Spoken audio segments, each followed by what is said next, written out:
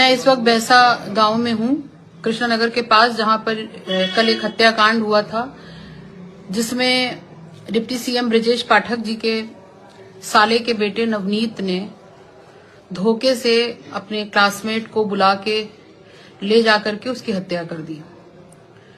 मैं इस वक्त वहां पर उन्हीं के घर वालों के साथ बैठी हूं और सवाल ये उठता है कि उत्तर प्रदेश सरकार जो लॉ एंड ऑर्डर की बात करती रही है, वो लॉ एंड ऑर्डर कहाँ है।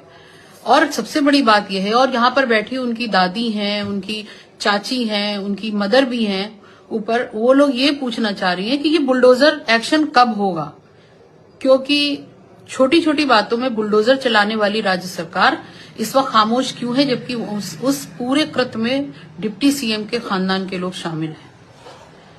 ये बहुत शर्म की बात है। मैं इस वक्त यहीं पर मौजूद हूं, आप देख सकते हैं सब लोग बैठे हुए हैं, और जाहिर सी बात है इस रमजान के पाक महीने में लोग, जहां सारी दुनिया ईद की तैयारी कर रही होगी, वहां पर इतने बड़े गम का पहाड़ टूटा है और उसके बावजूद अभी तक कोई बड़ी कार्रवाई नहीं हुई है। और सबसे बड़ी बात जो यहां पर आने के बाद मुझे पता चली, ये शिकायत है कि बिना किसी एफआईआर के, बिना किसी उसके, लोग छूते नहीं हैं एक घायल को भी, वहां पर सारी कार्रवाई कर रहे थे और वो लोग बंधु अस्पताल में छोड़ करके चले गए। वहां पर बच्चे के सर पे गोली लगी हुई है, बीचों बीच माथे पे। इन लोगों का ये भी मानना है कि ये गोली छोटा बच्चा तो नहीं चला सकता है, जिस तरीके से सटीक एक निशाना लगा हुआ है। तो इस साजिश में इसका मतलब कि घर वाले भी शामिल थे, बड़े भी शामिल थे, और ये कोई छोटी मोटी घटना नहीं है।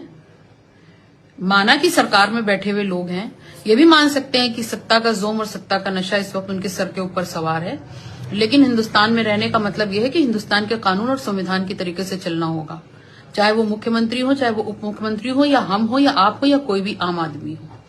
लेकिन यहाँ पर कार्रवाई के नाम पे कुछ भी नहीं हो रहा है। बाबू, मेरी पूरी सहानुभूति है यहाँ पर सबके साथ। मैं चाहती हूँ कि आप लोग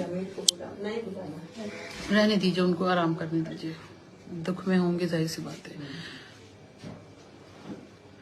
तो मैं यहाँ पर यह कहना चाहती हूँ कि इस पर पूरी तरीके से संज्ञान लेकर के और सख्त से सख्त कार्रवाई हो। और बच्चे की मौत हुई है, पूरा घर गमगीन है, गम में इस वक्त मुब्तला है, और इस पर सख्त से सख्त कार्रवाई होनी चाहिए। और अब देखना यह है। लखनऊ लाइव, लखनऊ की जमीनी हकीकत को देखने के लिए लखनऊ लाइव को आज ही फॉलो करें। लखनऊ लाइव, लखनऊ का नंबर